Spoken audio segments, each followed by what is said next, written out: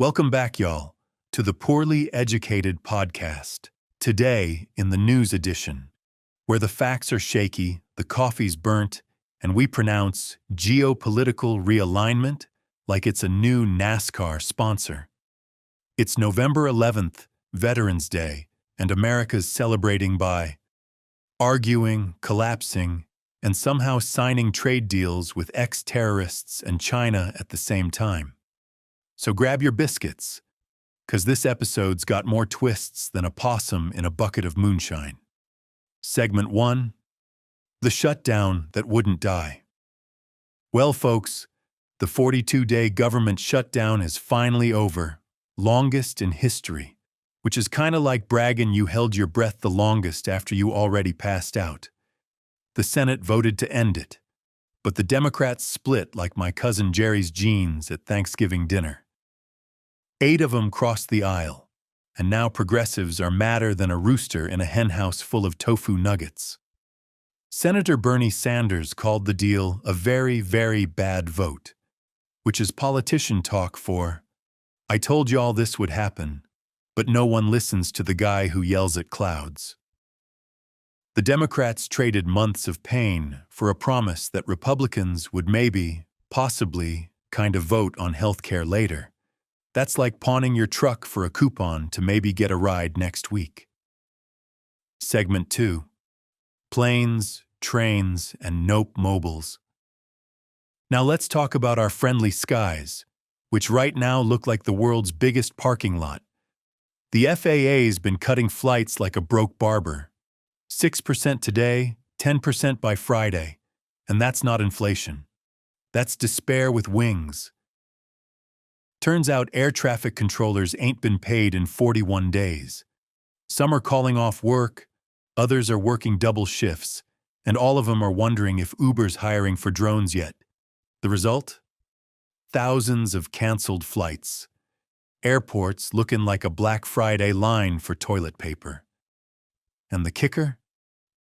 Even when the shutdown ends, Secretary Sean Duffy says flights still won't go back to normal until safety metrics improve. Buddy, I can't even get my luggage back from last year's shutdown. Segment 3. Snap Fight, Hunger Games, DC Edition. Meanwhile, 42 million Americans are caught in a bureaucratic food fight. A judge ordered the Trump administration to release November SNAP benefits, but the White House appealed, because apparently feeding people violates separation of powers. That's right. The same government that can't run an airline also doesn't want folks buying groceries. Somewhere, Marie Antoinette's ghost is whispering, "Let 'em eat subpoenas."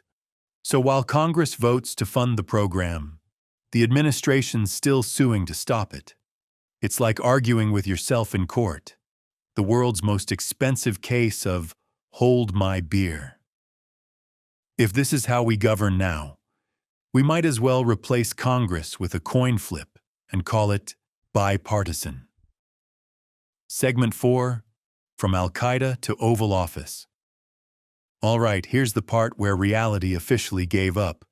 The White House just hosted Syrian President Ahmed al-Sharia, a man who used to run with Al-Qaeda and once had a $10 million bounty on his head. Now he's having coffee with Trump and talking reconstruction like it's a home renovation show. Today, we're replacing Assad with affordable American democracy. Trump called him a strong leader, tough guy. I like him. Y'all, that's the same way my uncle describes his pit bull. The administration suspended sanctions and offered Syria a spot in the anti-ISIS coalition. Basically, if you used to fight us, congrats. You're now our ally. It's the foreign policy version of dating your ex's ex because they also hate your ex. Segment 5. China Truce or Trade Tango. Speaking of new friends, Trump just made up with China. They promised to stop sending fentanyl, restart rare earth exports, and buy 12 million tons of U.S. soybeans. In return, we're cutting tariffs by 10 points. So America's economy is now being held together by beans and wishful thinking. Farmers are celebrating, but Wall Street's confused, 'cause they were betting on another trade war, not a potluck dinner. This trade truce might last a week, maybe two, about as stable as my cousin's third marriage. But hey, at least Trump can say he got China to the table. Whether it's dinner or poker, we'll find out soon enough. Segment 6. Supreme Court Circus. Over at the Supreme Court, things are spicier than chili cook-off night.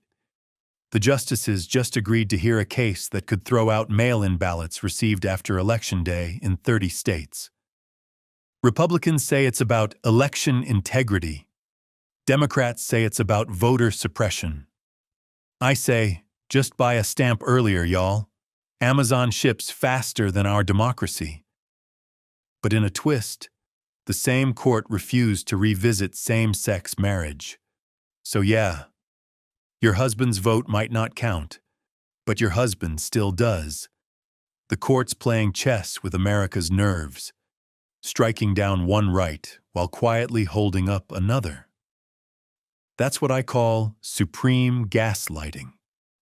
And they're also handling a lawsuit where Trump fired a copyright official because he didn't like her AI report.